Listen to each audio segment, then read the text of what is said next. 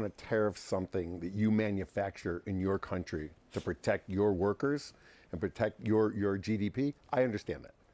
But if you're going to tariff something that you import, that your citizens want, and you're just going to raise the price on it, it becomes a consumption tax. I have had a hard time understanding this concept. Now, look, I do think the new administration is starting to evolve on this whole tariff issue.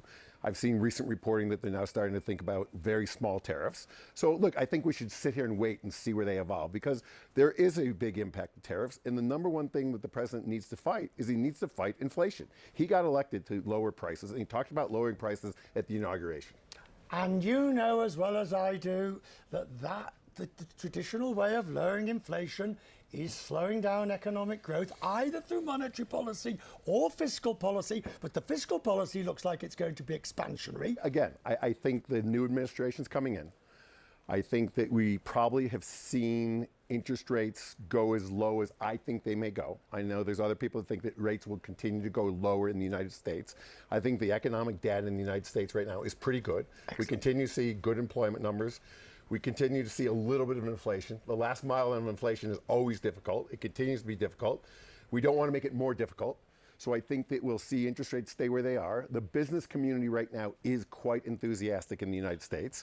So I think we will see continued investment from the business cycle. And I think we'll see a normalized economy with normalized growth here. And I think the administration is going to watch this evolve. I hope they're going to watch it evolve. This enthusiasm by business worries me a bit, because it's predicated on cutting back of regulation. I'm not as worried as you are. Look, the Trump administration, at least when I was there, was not anti-regulation. It was pro-smart regulation. So, and I think there's a big difference. I think the prior administration was just anti-business. Anything business wanted to do, they were going to block it. I think the Trump administration is going to regulate. They're going to use regulation to protect businesses. They're going to use regulation to make sure we don't get into a bad situation. But they're going to allow businesses to naturally grow. Where a merger makes sense, they'll allow a merger to happen. Where a merger doesn't make sense, I think they'll block it. You saw that. Even the president came out with an opinion on the steel merger. And also, of course, with TikTok, whilst he says, you know, we may not ban it, but we're also going to look at the sale option and all those other things. So he does recognize the national security concern that didn't come out of anywhere. He does. And look, number one driving focus for the president and this administration will always be jobs and economic growth. They're not going to do something that diminishes the jobs portfolio in the United States. Can we talk computers, IBM, quantum, the whole sort of... The US has such a lead at the moment. Maintaining that lead is going to be the challenge, isn't it, against, say, China and others? How do you do it? Look, the United States is a bastion of capital. Like, there's an enormous amount of capital being put into the AI quantum space.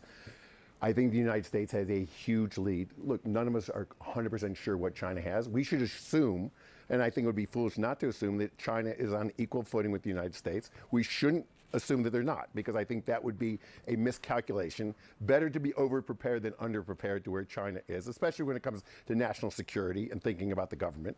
But the United States, we are continuously pouring more and more capital and investing in the future of technology, whether it be AI, and AI is going to lead to quantum. And I think the United States is spent an enormous amount of money in the quantum front and the AI front. You walk down the street here in Davos, and every storefront has AI in it. I mean, last year it was crypto, this year it's quantum.